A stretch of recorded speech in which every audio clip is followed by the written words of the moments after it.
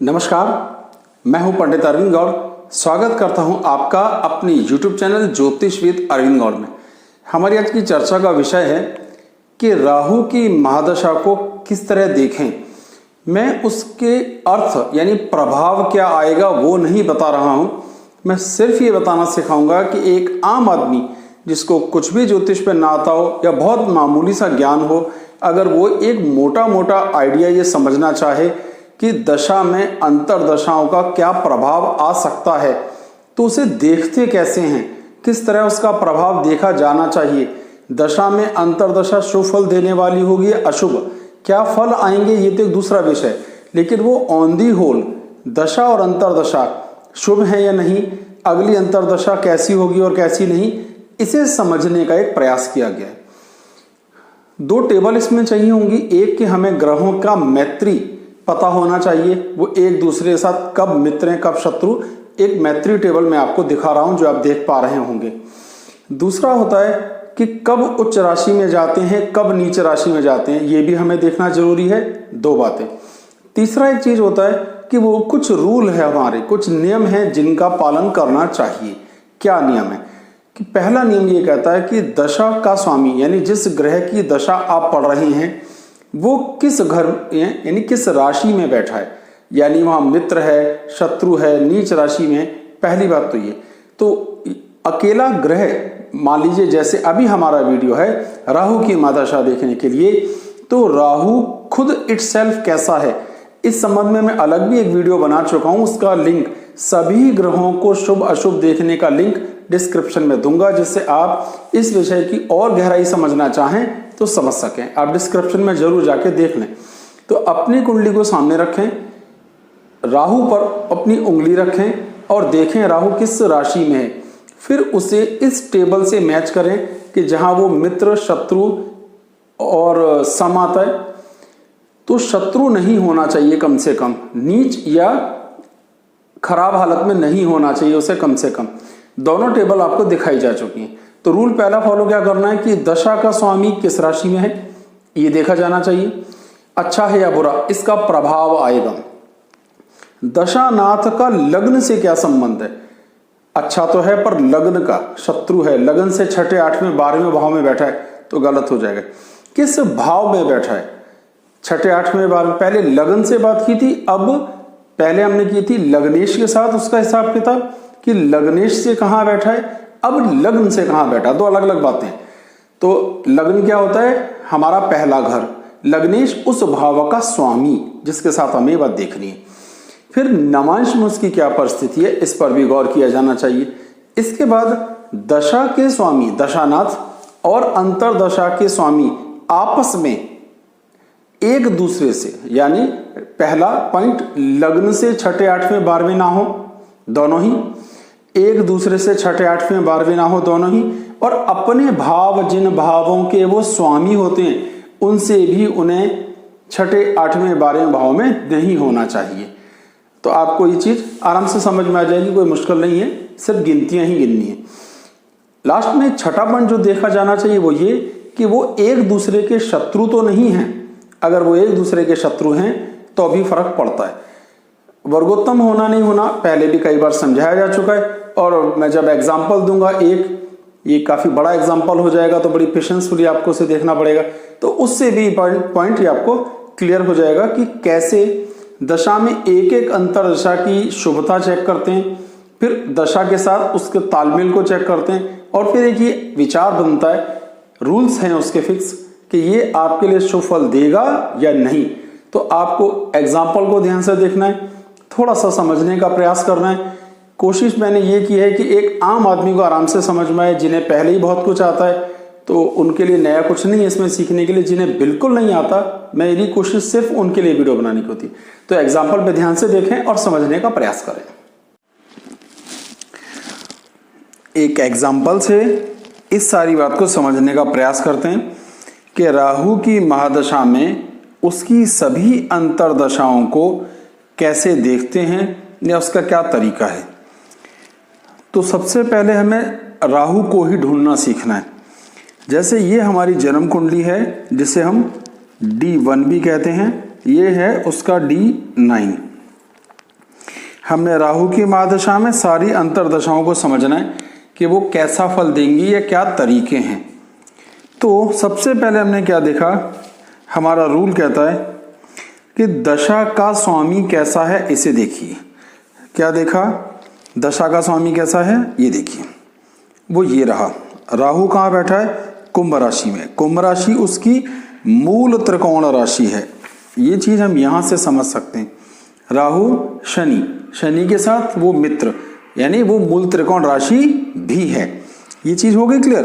तो सबसे पहले हमने जो रूल सीखा वो ये कि राहु बिल्कुल सही घर में बैठा है, लगन में बैठा है। लग्न यानी ये जो पोर्शन है लग्न, ये और ये, यानी पहला, चौथा, सातवां, दसवां, पांचवां और नौवां, ये केंद्र और त्रिकोण है। त्रिकोण और केंद्र ये अतीव शुभ ग्रह माने जाते हैं। ये वाला घर, ये वाला घर और ये वाला घर ये खराब समझे जाते हैं।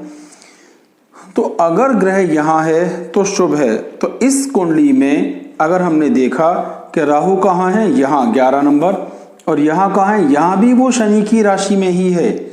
ठीक है, और फिर से समझ लीजिए, राहु शनि के साथ मित्र है।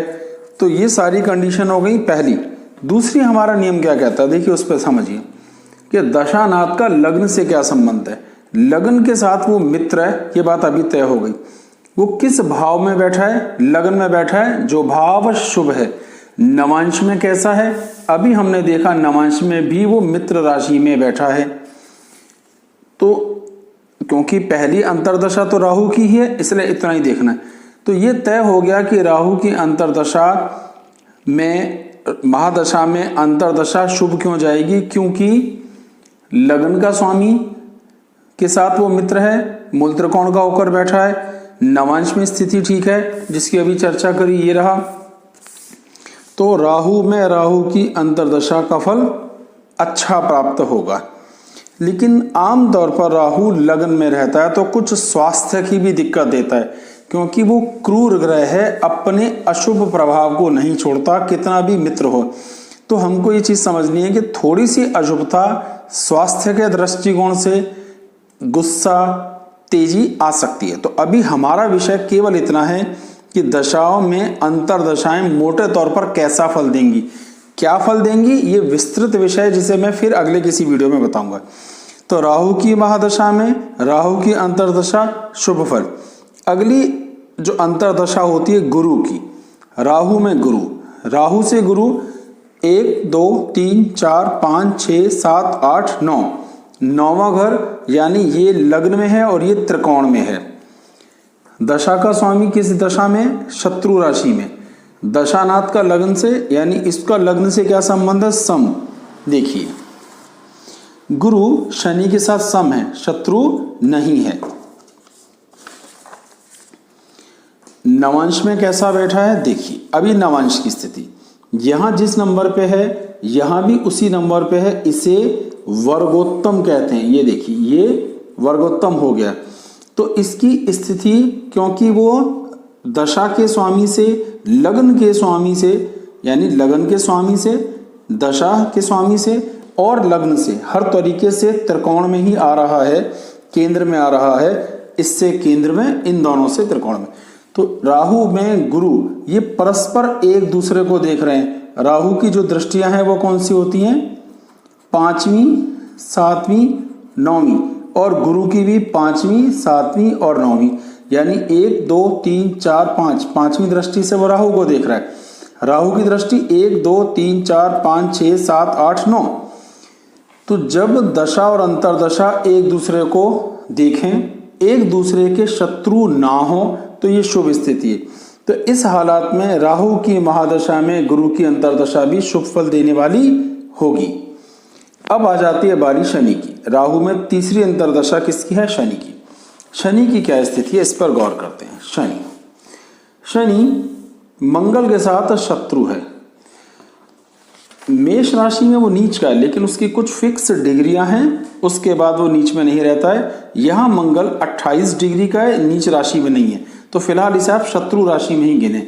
ये एक अलग विषय है, लेकिन अभी इसकी स्थिति क्या है, तो शनि लग्न का ही स्वामी है, पर शत्रु राशि में बैठा है, तीसरे घर में बैठा है, तीसरे, छठे और 11वें भाव में आमतौर पर पापी ग्रह शुभ फल देने वाले होते हैं। नवांश में देखा तो शनि शत्रु राशि में, यहां भी मेष का स्वामी कौन है? मंगल। इसका स्वामी कौन है? वृश्चिक का 8 नंबर का मंगल। तो दोनों ही जगह वो शत्रु राशि में बैठता है। पर दशा के स्वामी से तीसरा लग्न यानी स्वयं ही लग्नेश है। तो एक थंब रूल है कि ना तो लग्न से छठे, 8वें, 12वें बैठा है, गौर कीजिए तीसरे में बैठा है, एक दूसरे से छठे, 8वें, 12वें, राहु से तीसरा बैठा है, अपने भाव से छठे, 8वें, 12वें नहीं है। तो तीनों ही ये कंडीशन नहीं आई। यहां राहु और शनि का जो तालमेल है वो लगभग ठीक आएगा, बेशक शनि वीक है। तो इसके शत्रु राशि में जाने से जो मेष राशि के कारण है थोड़ी समस्या आ सकती है। तो बिल्कुल फिक्र नहीं, लगभग ये एवरेज या कुछ बेहतर ही रिजल्ट देगा। एक मोटा मोटा आइडिया आपको यहाँ ये हो जाता है। फिर अगली अंतरदशा आएगी बुध की।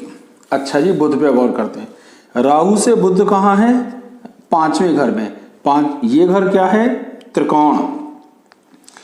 अब राहु और बुध, क्योंकि हम राहु को शनि की तरह देखते हैं तो यहाँ बुध की स्थिति क्या है? बुध अपने ही घर में बैठता है, बुध के घर में, इसलिए वो मित्र है, स्वग्रही, इसे हम कहते हैं अपने घर का स्वामी। राहु की 5वीं पूर्ण दृष्टि 1, 2, 3, 4, 5 इस पर पड़ती है। दोनों एक दूसरे से त्रिकोण में आते हैं। तो ना छठे, 8वें, 12वें आ रहे, ना एक दूसरे से छठे, 8वें, 12वें, ना लगन से।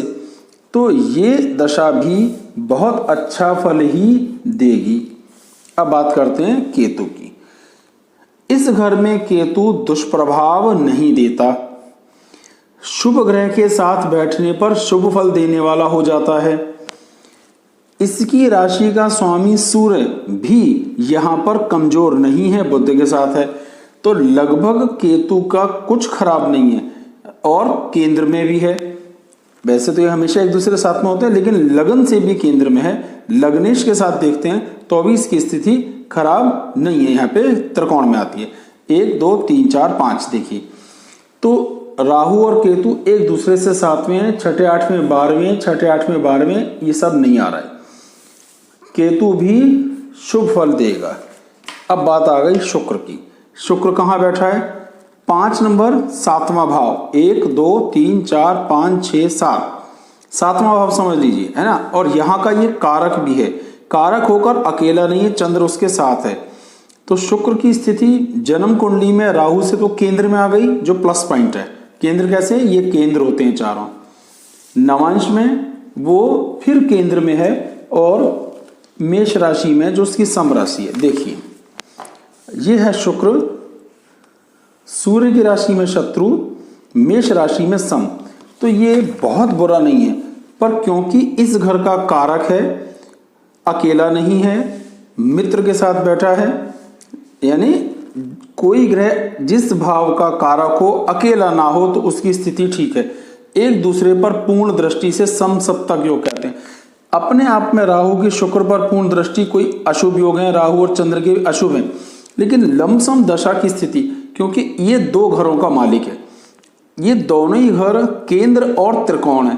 तो कुंभ लगन वालों के लिए शुक्र विशेष रूप से फलदायक है, विशेष कारक बना और कारक घर में बैठा, अकेला नहीं बैठा, तो ये दशा भी बहुत शुभ जाएगी।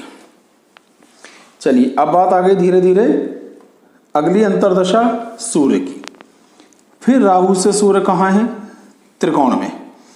सूर्य अपने घर से कहाँ है? 11वें घर। देखिए अपने घर से गिनेंगे तो 1, 2, 3, 4, 5, 6, 7, 8, 9, 10, 11। तो लग्नेश से तीसरे, लगन से 5वीं, दशानाथ से 5वीं। बेशक राहु और सूर्य एक दूसरे के शत्रु हैं, पर प्लेसमेंट के हिसाब से हमने क्या क्या देखना है? दशा के स्वामी के साथ क्या स्थिति है, दशानाथ की क्या स्थिति है, किस भाव में बैठा है, नवांश में कैसा है। अब नवांश में सूर्य अपनी उच्च राशि में, ध्यान दीजिए, अपनी उच्च राशि। तो बेशक ये नैसर्गिक शत्रु हैं, एक दूसरे का शुभ भला नहीं करते, फिर भी यहां जो परिस्थितियां हैं, बृहस्पति की पूर्ण दृष्टि भी पड़ रही है, इस पर भी पड़ रही है, बृहस्पति शनि को भी देख रहे हैं। शनि की तीसरी दृष्टि है, तो यहाँ दो पापी प्रभाव आ रहे हैं, तो गुरु का शुभ प्रभाव भी आ रहा है, बुध के साथ बैठने का भी एक शुभ फल, एक दूसरे से त्रिकोण और केंद्र।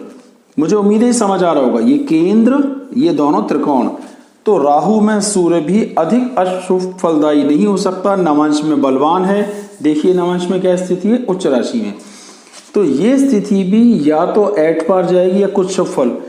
राहु नैसर्गिक पापी ग्रह है, तो थोड़ा बहुत पाप प्रभाव तो रखेगा ही, पर बहुत खराब स्थिति नहीं होगी। अगली अंतर्दशा आएगी चंद्र की। अच्छा, अब चंद्र पे विचार करते हैं। फिर से चंद्र इस भाव में बैठा है, राहु और चंद्र बिल्कुल आमने सामने हैं। ये एक कुप्रभाव, एक दोष बना, इस दोष को हम कहते हैं चंद्र ग्रहण दोष। काफी हद तक जब राहु और चंद्र आमने सामने हो या एक राशि में हो तो समसप्तक योग बनता है।